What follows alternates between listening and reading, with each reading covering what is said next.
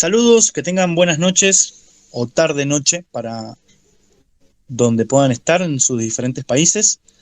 Vamos a comenzar una lectura importante para los noágidas, el libro de Brit Shalom, ¿sí? Es un libro que está, es un libro introductivo, ¿sí? Para las prácticas de las leyes noágidas, ¿sí? Donde el libro fue escrito por el rabino Uri Sherki, que es el director de Brit Olam, y hoy tenemos la posibilidad de poder tomar lectura de cada uno de estos capítulos de este libro, y bueno, que sea con el deseo y que sea con la ayuda del Creador, que podamos ir entendiendo y sumando más conocimiento en lo que es leyes noágidas, monoteísmo, y bueno, que todo sea de beneficio para nuestro crecimiento espiritual.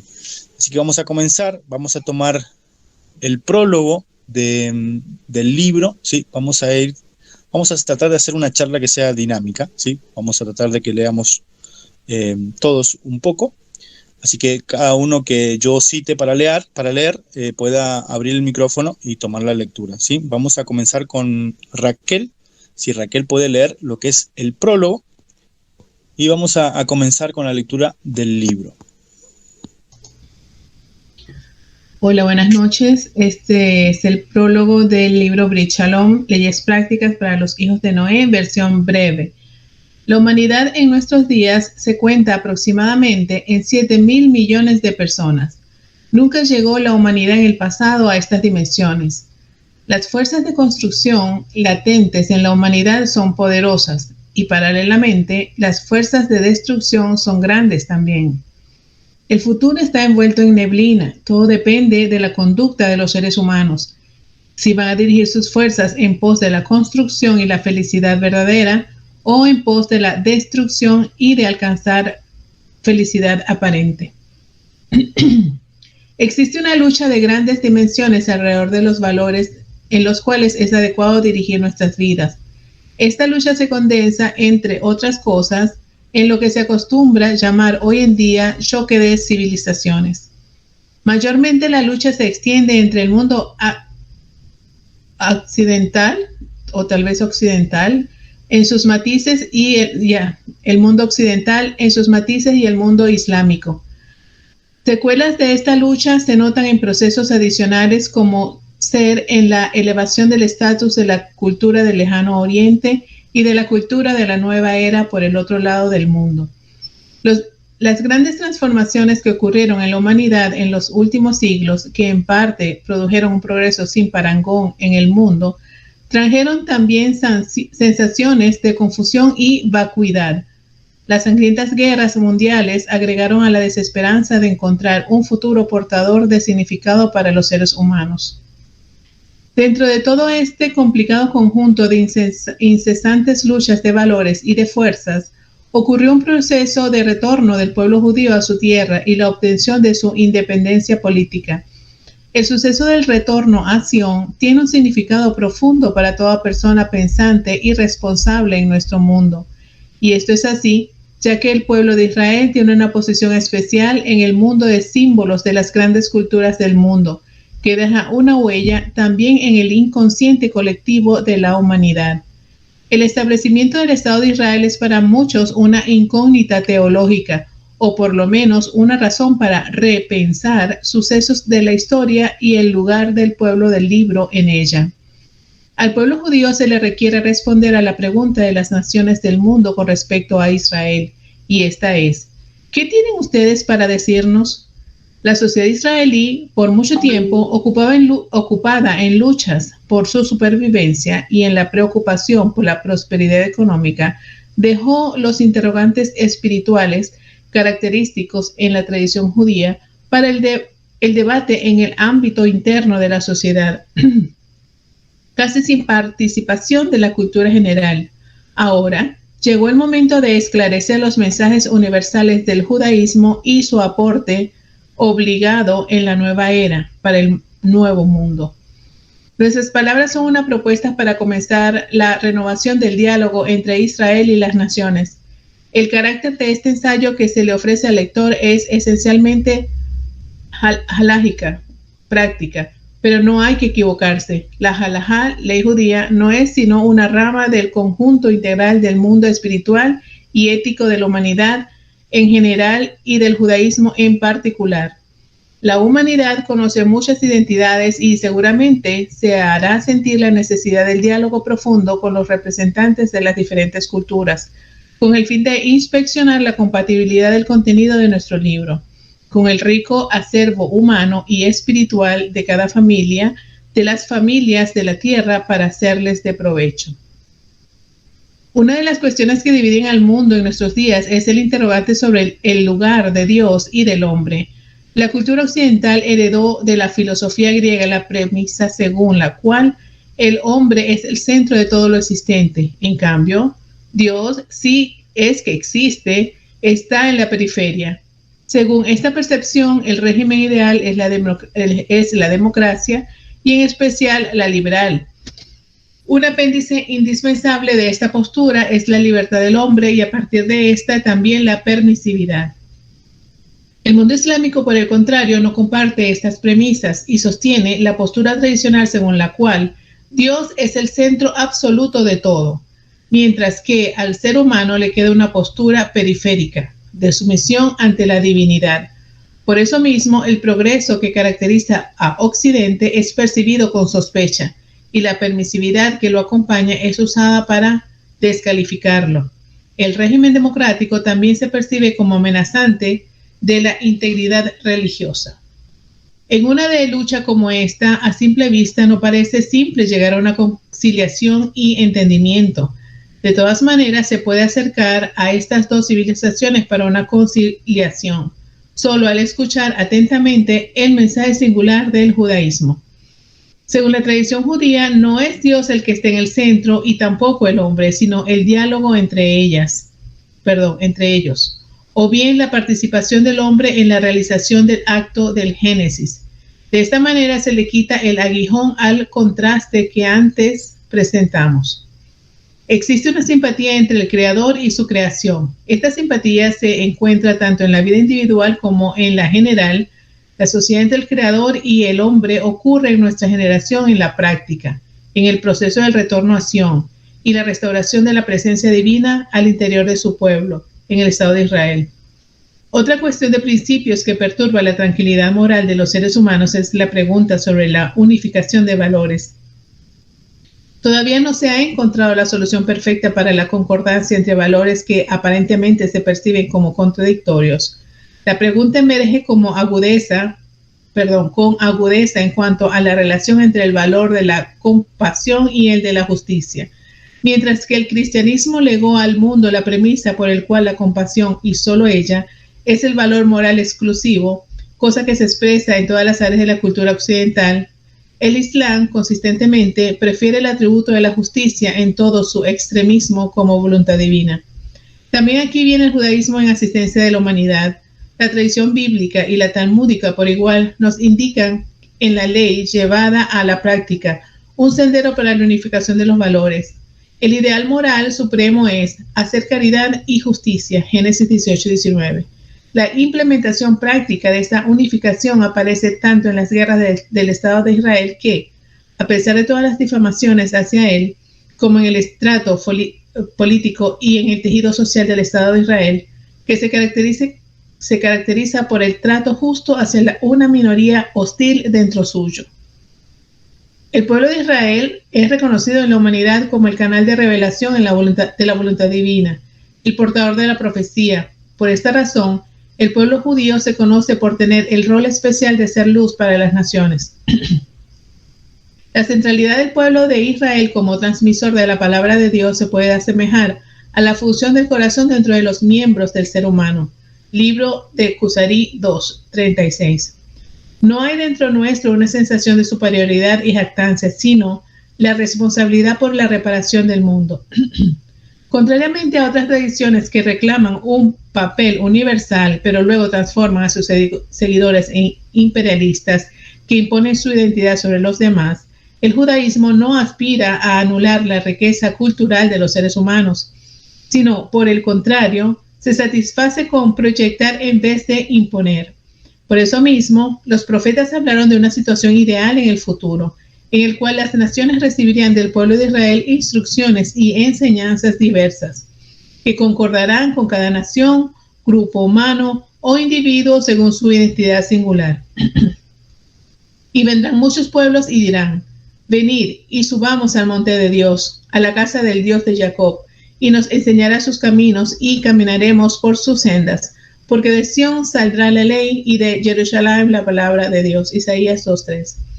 En el interior de la tradición judía, dentro de las casas de estudio de Torá, existe un área completa de estudio llamado la Torá de los hijos de Noé, que es conocida por los sabios desde hace varias generaciones. En el transcurso de los años de exilio, este estudio fue teórico solamente. Pero, desde el retorno del pueblo de Israel a su tierra, comenzó a despertarse en personas de diferentes naciones un interés práctico en este contenido especial que incluye, entre otras cosas, indicaciones prácticas detalladas, halajot, leyes.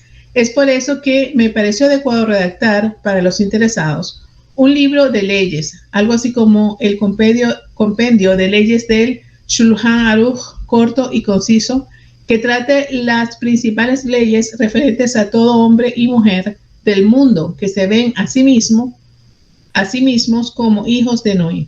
Este ensayo, Alianza de Paz, que trata sobre la vida práctica, complementa el libro de rezos Alianza de Paz para los hijos de Noé, que trata sobre la vida espiritual. Y formaré con ellos una alianza de paz, será una alianza eterna con ellos. Ezequiel 37:26. Mi agradecimiento a los que colaboraron en el esclarecimiento de las leyes y sus fuentes. Al rabino Malko Sofir, que se ocupó del establecimiento de los temas, y el alumno Legiel Erlich, que no ahorró tiempo y energía trabajando con devoción en esta tarea sagrada. Es mi deseo que este libro sea aceptado y grato ante Dios y los hombres. Gracias, Raquel, excelente. Bueno, tenemos el prólogo, interesante lo que nos va a dictar el libro, cómo va a resaltar la tarea del pueblo de Israel hacia las naciones, hacia el mundo, como la profecía del profeta Isaías, que está documentada en el capítulo 2, hoy en esta generación, en este tiempo, en esta última década, lo vemos muy, muy plasmado, ¿sí? De cómo hay muchos rabinos que están hoy tomando esta gran responsabilidad de poder acercar los principios del monoteísmo y acercar el conocimiento de las leyes noágidas para el mundo. Y bueno, lo estamos viviendo en esta generación, por eso gracias le damos al Creador por vivir en este tiempo y bueno, por hoy ser parte de todo este movimiento donde se está gestando un gran grupo de número de noágidas, no solamente en Latinoamérica, sino también en todo el mundo, y que están alcanzando su identidad espiritual, ¿sí? Entender cuál es su identidad, cuál es su propósito aquí en el mundo. Así que muy interesante lo que nos va a plasmar aquí en el libro el rabino Uri Sherki. Vamos a seguir con la lectura. Vamos a tomar ahora el primer capítulo. Vamos a tratar de leer a ver qué nos dice aquí. Y le voy a pedir le voy a pedir a Maxwell si puede leer lo que está documentado en el primer capítulo. Sí, seguro. Maxwell, sí, la parte que tienen proyectada acá, ¿verdad? Exacto, Maxwell, adelante. Sí, perfecto. Leyes prácticas para los hijos de Noé, versión breve. Primer capítulo. Quienes son llamados hijos de Noé. Y habló Dios a Noé y a sus hijos con él, diciendo: y en cuanto a mí, he aquí que yo establezco mi pacto con ustedes y con su descendencia desde ustedes. Génesis 9, capítulo 9, versículo 8 al 9.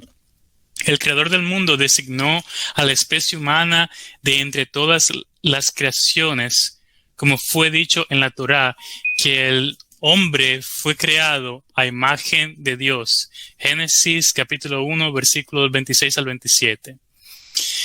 La tradición del pueblo de Israel anuncia que el Creador firmó un pacto con los seres humanos que incluye principalmente 7 preceptos llamados los preceptos de los hijos de Noé.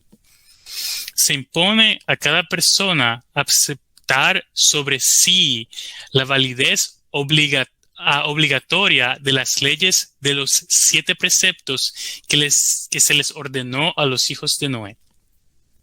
Además de la aceptación de los preceptos, se le impone a la persona observarlos en la práctica. Aquel que acepta los preceptos de Noé y no los observa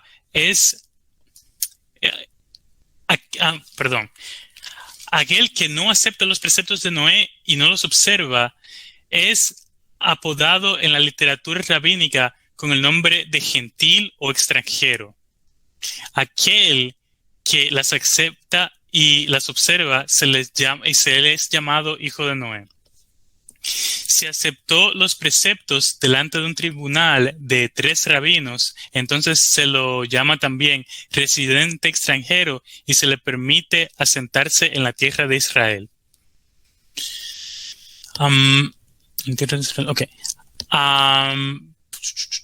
Si recibió los preceptos porque reconoce la verdad de la Torá de Moisés que se transmite a través de los israelitas, se lo llama justo entre las naciones y tiene parte en el mundo venidero junto al pueblo de Israel.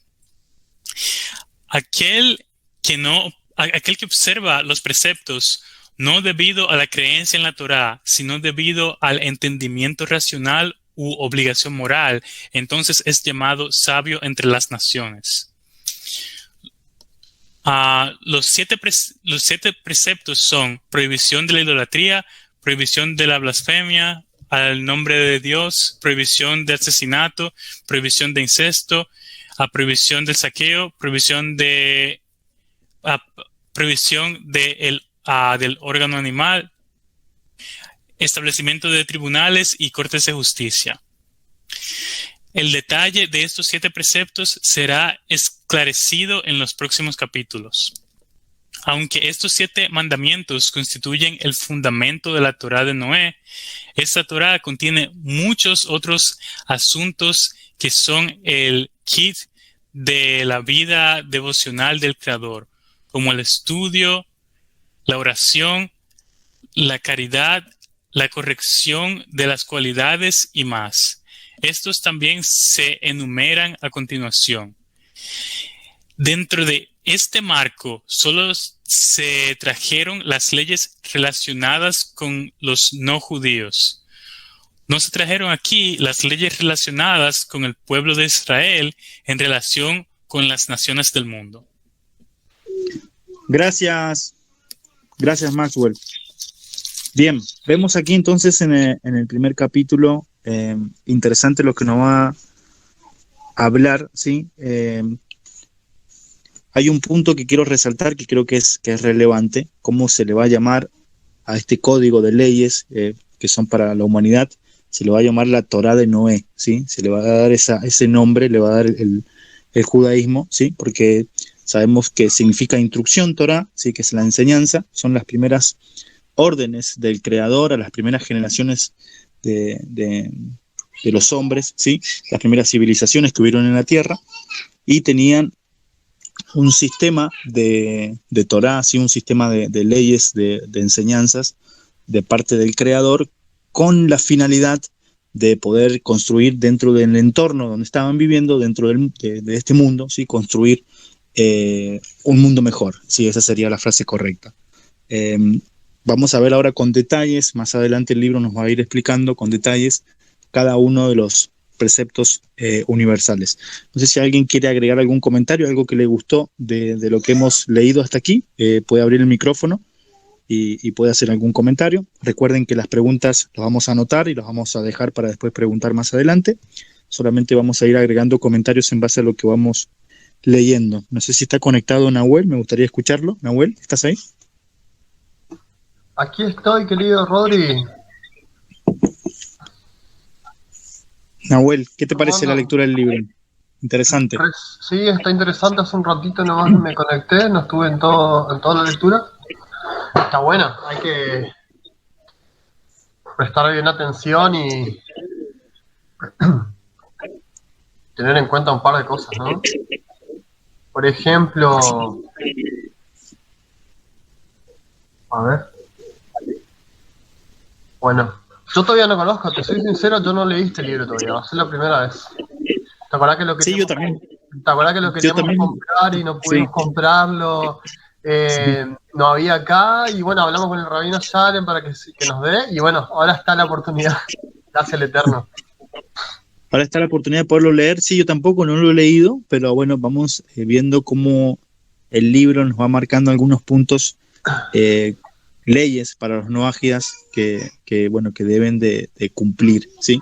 Y cómo es nombrada la persona que ya acepta la Torá de Moshe, ¿sí? Que acepta la enseñanza de los sabios, ya es conocido como un justo entre las naciones, y la persona que los guarda, los preceptos, porque ya los lleva en su moralidad, en su esencia, ¿sí? Que los guarda a estos preceptos sin saber de que hay una Torá y nada de eso,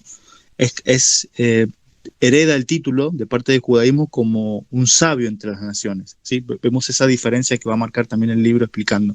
Muy interesante. También el tema del Beidín, ya creo que habíamos hablado en otras ocasiones que, bueno, vos te presentabas frente al Beidín y podés ser residente en la tierra de Israel alágicamente, ¿no es cierto? Uh-huh. Bueno, y ahora vamos a descubrir un montón de cosas, ¿no? Porque, bueno, nosotros nos presentamos frente al Beidín y vamos diciendo ciertas palabras, ¿no? Que todo lo que digan los sabios de Israel también nosotros lo vamos a tomar. Excelente, sí. Los sabios de Israel, o sea, se sigue escribiendo. Los sabios de Israel siguen escribiendo, ¿no es cierto? Por ahí sale alguna alajá para los Benei Noach, por ejemplo. Estoy dando un ejemplo, esto no es real, estoy hablando por hablar. Pero dan, si todo el rabinato de Israel da una alajá para el Benei Noach, no sé qué ejemplo dar ahora, pero si todo el rabinato, nosotros nos presentamos frente al Beidín y dimos nuestro juramento diciendo que íbamos a hacerlo, lo tendríamos que hacer. Uh-huh. Interesante. No sé si a ustedes les pasa cuando leen cosas así. Yo no puedo creer que el pueblo escogido por Dios, el pueblo que está encargado de instruir al mundo, esté compartiendo estas cosas con nosotros. O sea, en este tiempo con nosotros. Me parece increíble. Y ahí vemos el cumplimiento de ciertas profecías que están documentadas, ¿sí? Donde tenía que ocurrir esto, en un momento tenía que ocurrir, levantarse una generación de justos entre las naciones que se acerquen a la verdad y que puedan entender y comprender su espiritualidad, ¿sí? Quiero recordarles que estamos en vivo también en el Face, estamos transmitiendo en vivo, esta lectura está saliendo en vivo ahora en el grupo de Shuret y Mijá, así que bueno, también esto va a quedar grabado, va a quedar guardado, y para los noágidas que en un futuro también puedan ver este video y puedan seguir la lectura, que también sepan de que hoy tenemos la gran posibilidad y tenemos el agrado de que muchos rabinos están enseñando y que están transmitiendo todas estas leyes, todos estos principios, y que bueno, que sería la esencia del libro, Brit Shalom, la alianza de paz. A eso aspira el mundo, ¿sí? De que pueda haber una paz mundial entre las naciones y el pueblo judío, el pueblo de Israel. Así que muy, muy interesante, muy importante todo esto que estamos leyendo. Sí, Nahuel, ibas a decir algo, te corté justo. Creo que me olvidé lo que iba a decir. Perdón. Bueno, Nahuel, no hay problema. Bueno, ¿les parece? Leemos el capítulo 2. Sería el segundo capítulo y terminamos aquí. Ya llevamos media hora. Vamos a leer una partecita más. Mile, no sé si vos podés tomar la lectura del capítulo 2.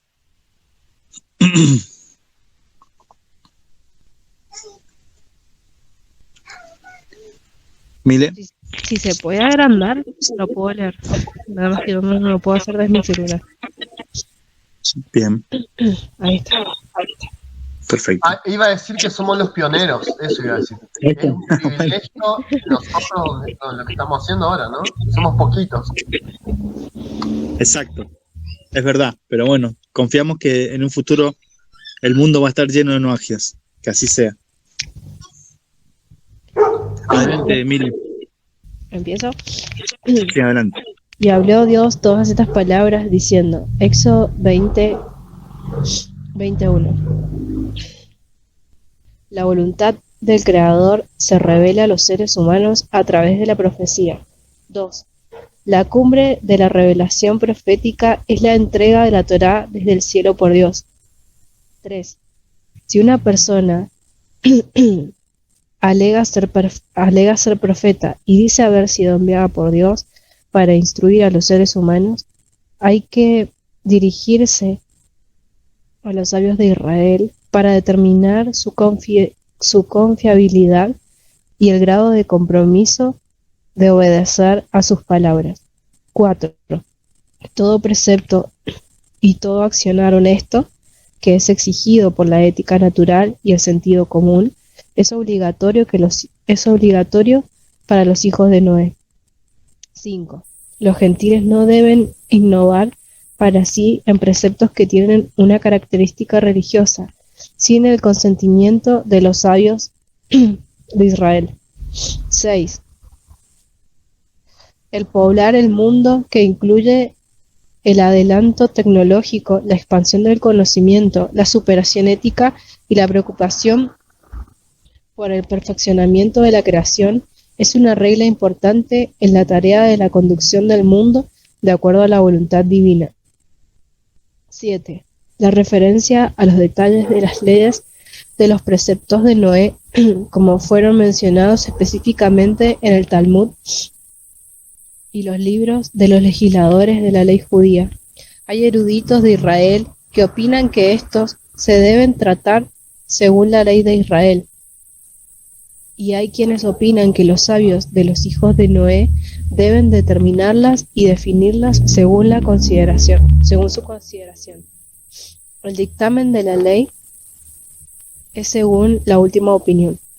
8. La determinación de medidas exactas referentes a preceptos comunes en la ley judía, el tamaño de las aceitunas o del huevo y todo lo que esto implica, por ejemplo, la cantidad de alimentos que amerita un recitado de ciertas bendiciones, no se aplica a los hijos de Noé. 9. Hijos de Noé menores de edad están exentos a la observancia de los preceptos. 10. El sordomudo de nacimiento y el discapacitado mental están exentos de la observación de preceptos. En la actualidad, el sordomudo también está obligado a observar los preceptos, dado que esta discapacidad no les impide comunicarse con su medio ambiente. 11. Los hijos de Noé no están obligados a entregar su vida a fin de evitar la transgresión de sus preceptos, a excepción del precepto que prohíbe asesinar, pero aquel que desea entregar su vida para no transgredir los preceptos está autorizado y santifica el nombre de Dios con esa acción. 12. Las leyes agregadas por los sabios de Israel al pueblo de Israel, llamadas leyes rabínicas, no se aplican a los hijos de Noé. 13. Los sabios de los hijos de Noé, admitidos por su gente para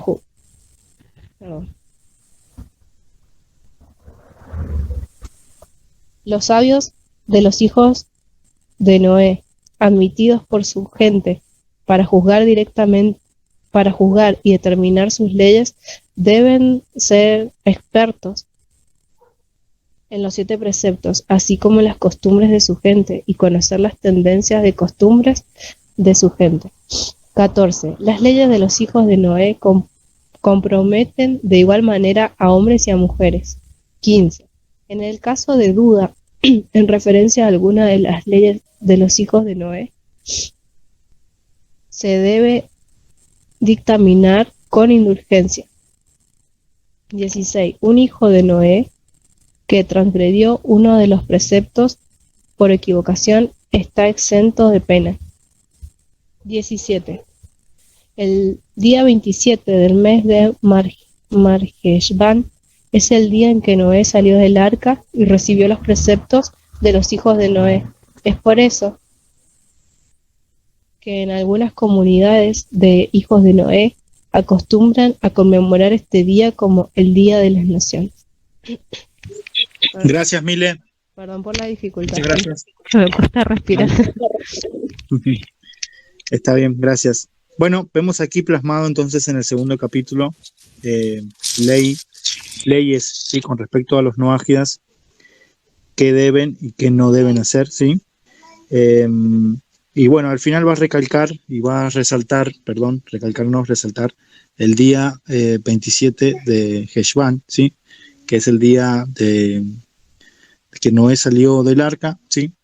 Brit Olam, siempre para cerca de esta fecha, hace como creo que más de 2 años he visto un video que subieron, creo que Nahuel participó de ese video, y bueno, hacen movilizan a todos los noágidas, ¿sí? Para que ese día sea un día de recordatorio, que sea un día importante para las naciones, porque bueno, es el día donde Noé salió del arca, y bueno, posteriormente va a estar el pacto del Creador con la humanidad, el pacto del arco iris, y donde nos identificamos todos con este pacto, ¿sí?